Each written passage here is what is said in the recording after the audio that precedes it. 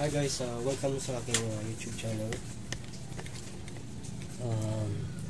Meron akong panibagong i-share po na video ngayon about po ito sa Canon MP237 or pwede rin po sa mga iba yung mga printer yung maaaring concern po nito. Kasi ang concern po nito ay nagpi-paper jam. So, ang paper jam ay kadalasan nangyayari sa lahat ng printer. Minsan iba-iba ang dahilan o pinanggagalingan ng pag-jam. So, nakadepende kasi sa maaaring may parts na sira o maaaring may nakabara lang o kaya naman ay may mga umipit at yun nga, meron sigurong parts na hindi na gumagana o hindi na nagpa-function. So ito guys, example lang po ako. Okay ako sa inyo.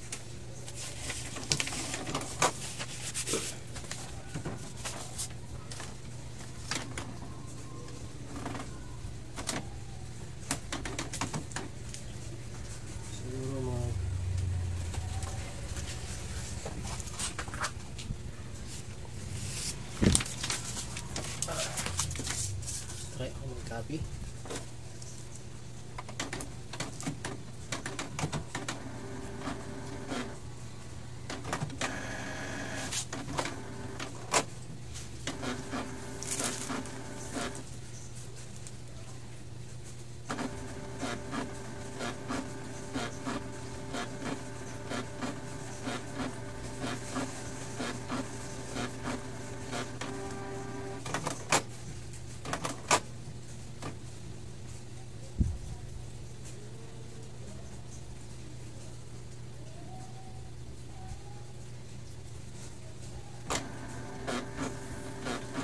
Automatic cleaning po siya.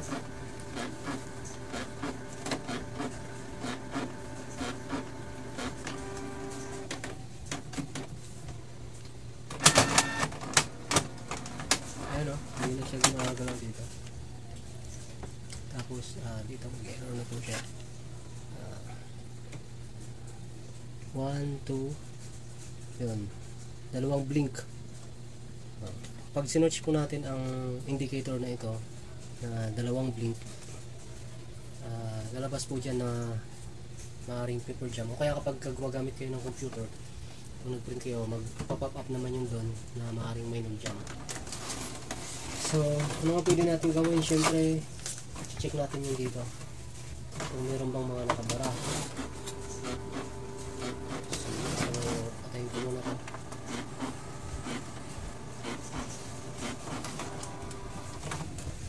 Okay. Ayan. Check natin dito kung may bara siya. Pero sa model kasi na to, hindi natin siya basta-basta makikita kung may nagbara ba dito. Ayan, medyo mahirapan. Unless pabaklasin natin lahat. Pero nakarit naman baka may dito sa mga roller niya ay may gumara siya. Pero kung mapapansin mo yung papel niya, hindi pa nakakapasok sa dito sa mga roller na to, hindi pa punta siya. Doon pa lang siya sa pinakauna, yung sa pick up roller. Meron na kaagad makikita natin sa papel eh. Ibig sabihin may humaharang dito sa papel na to para siya ay di makapasok.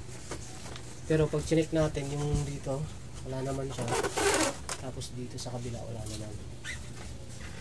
So, ang gagawin natin dito ay babaklasin yung buong cover. Tanggalin tong mga cover na to. So, ayan guys, sundan nyo lang ako sa mga gawin ko. At sa pag-ibang model po ng printer ang gamit po ninyo, ibang paraan ng pagbukas. Pero kung ganito lang din, MP237, same lang din ang gagawin nyo. Basta pag sa ibang model po, pag magbubukas mo kayo, laging pipicturan yung para may reference kayo pag ibabalik kung mga first timer kayo na magbabaklas ng printer. So ito mo yung atangan mo. Kung wala mo ito, hindi naman sa sige kung may mga wala, hindi mo ito. Wala ito lang lang lang. And wala lang lang. So kaya ako sa kanila. At yung ganito, yan. Yung isip ko, para yung atangan mo.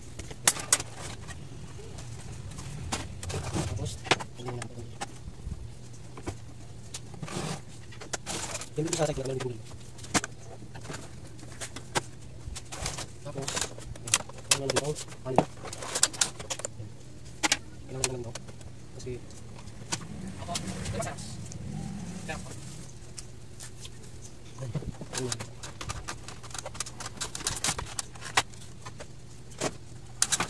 Tapos dito man. Ano natin makantari sa sana. So, gumuli dito. Ano guys? Baka natin na dito. Tapos, dito sa dito. Susunod na sa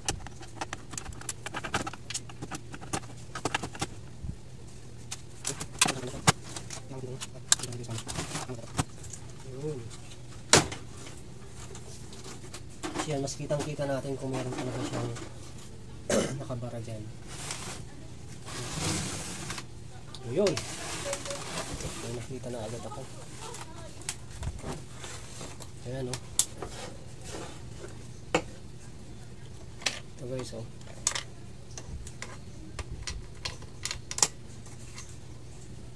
Yan. Siguro nalaglag to dun sa loob na hindi na nakinuha yung ano, yung nalaglag o hindi napansin. Minsan naman may naranasan ako ganito, yung napaglaruan ng bata, nalagyan ng coins. Hanggang sa napunta yung coins dito, hindi makalabas. Okay, check pa natin kung meron pa. Ayan, meron pa ako nakikita guys. Merong papel.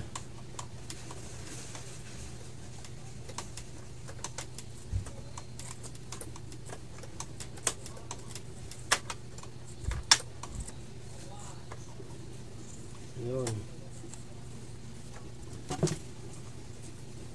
Ano? May nakaipit na papel. So, siguro may nag-jam dyan. Tapos tinanggal yung papel, may naiwan, hindi na ulit hinanap yung naiwan na papel. So guys, pag ganyan na may mga nag-jam papel, tapos may pagbunot nyo, kulang siya kasi naputol, napunit, kailangan wag nyo tigilan na tanggalin yung ano, matanggal yung natira, kasi mag-i-stay pa rin na naka-jam yung palagi. Unless na hindi nyo na talaga kaya siya tanggalin, saka na lang ninyo baklasin o kaya ipagawa kung hindi nyo kaya. So basta ano, pag may naiwan, kailangan makompleto yung papel, dapat buo yun. Kung may kulang yun kahit kunti, mag-i-stack yun dun sa loob. Okay. So okay na to.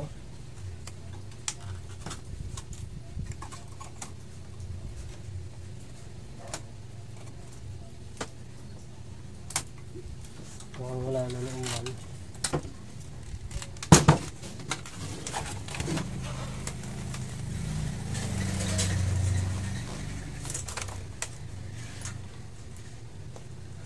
Okay. Ngayon, para ma-sure ko kung wala na talaga, test ko muna siya. Test ko po siya nang hindi ko pa binabalik yan. Nalagay ko lang itong saksak dyan. Okay.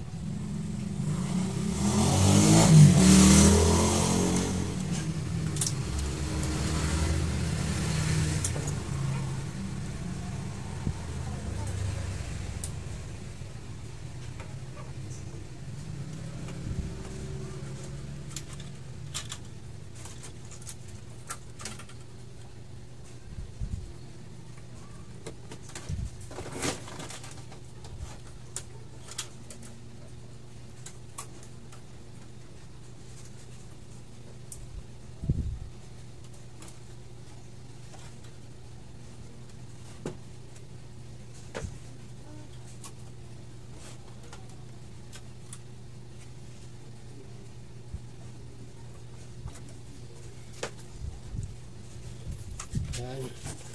So, nakakabit na lahat. Okay. Saksak na.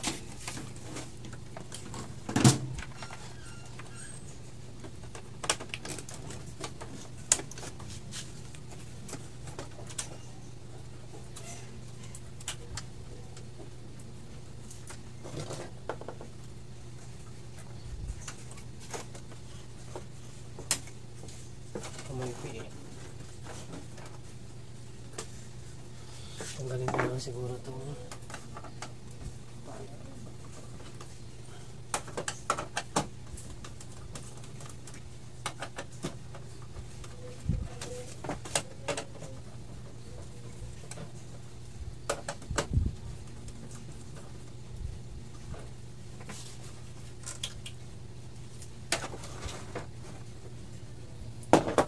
Okay.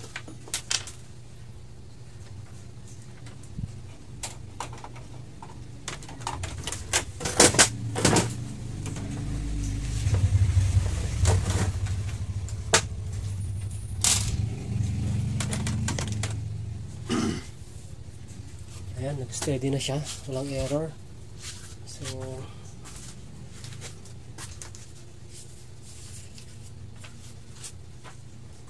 sabihin pwede na siya. Naka-ready siya.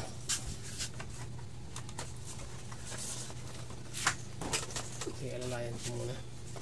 Tapos, mag-test po ito.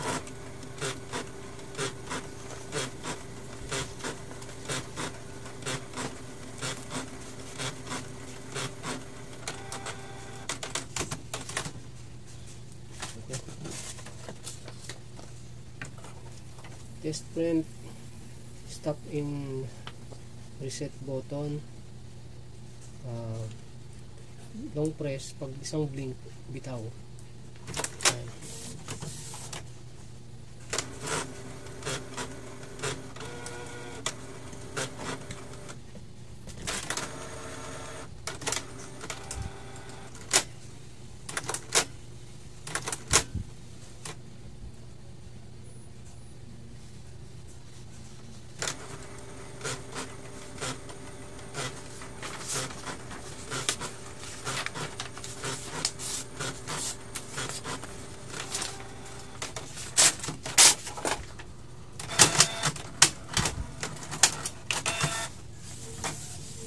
Yun. Yan guys, oh, nag-print na. At ang ganda pa ng printing niya. Kaso meron siyang team dito. Ang cost naman ho niyan dito po sa may ano niya. Siguro natuluan ng ink to. Kaya pero mawawala naman ho yan katagalan, pero dapat punasan mali para matanggal din. So, ngayon habang nakabukas naman ito, pupunasan ko na rin yan. Ang ganda ng printout po. Okay pa yung cartridge niya. Yan. So yun lang yung nakabara doon, kaya hindi siya nakakapag-print.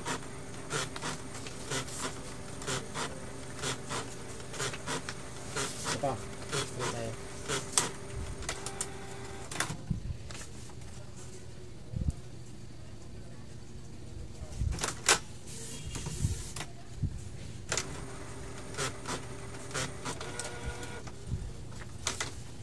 Kung maingay na ano, try ko rin ito ayusin ko.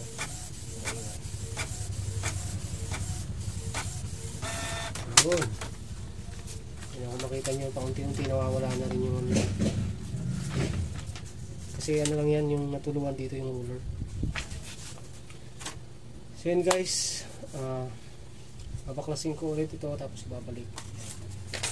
Wala siyang jam.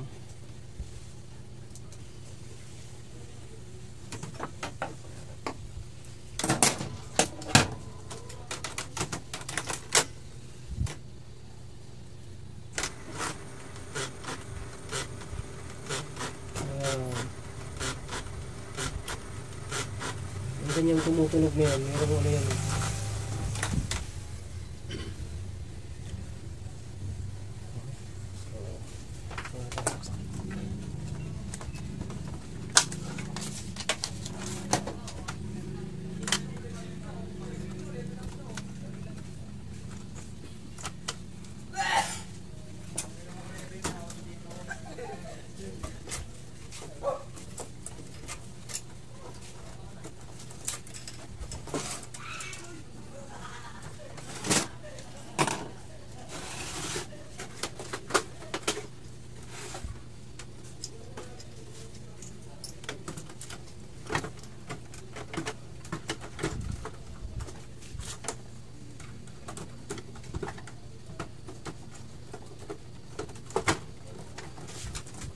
Kailangan may dapat lang siya ng maayos yung mga nagaya ng tornilyo dito.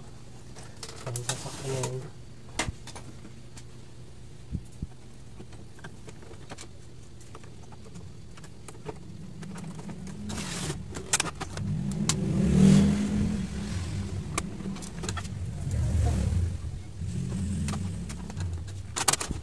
Okay.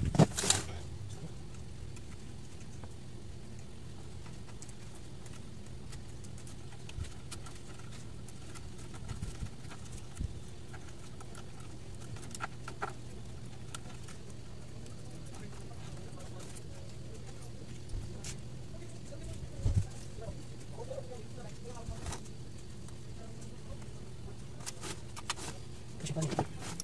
Ayan, muna lang.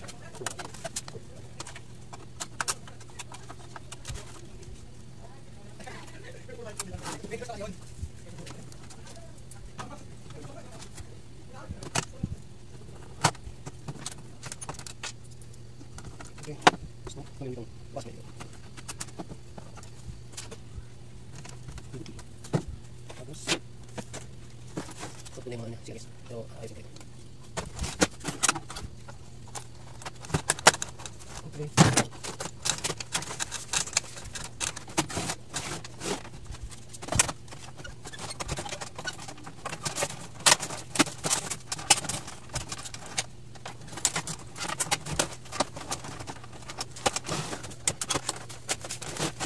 Okay.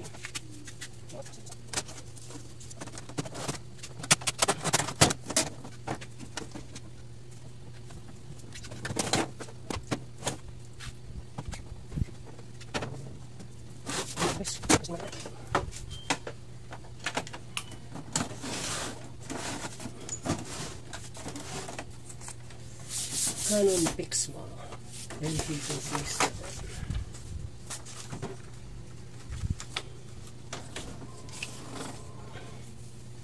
Mamaya pupunasan ko itong nagbabakat nito. Mawala siya. Pagka yung ano, part na medyo hindi na natatanggal, gamit lang kayo ng basahan na may light alcohol, kaya sunod yung cleaner cartridge cleaner.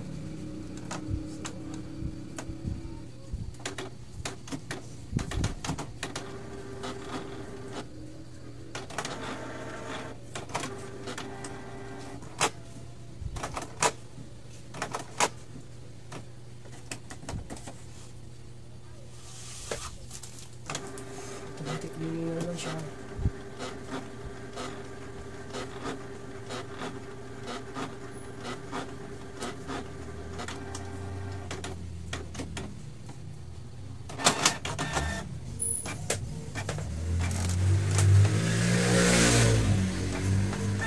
Dire-diretso na yung ano niya. Ayan guys. So guys, yan lang yung ano, may share ko. At sana po ay meron kayong, sana po nakatulong kung ano ang problema ng printer ninyo. Ang paper jam po ay madalas talaga nangyayari yan sa mga iba't ibang klase ng printer, ibang brand, ibang model nangyayari po talaga yan. Pero kailangan lang ang importante ay alam mo kung paano solusyonan yun. So sana po may ang mga subscribe po sa aking channel, sa mga bago po sa channel ko. Thank you.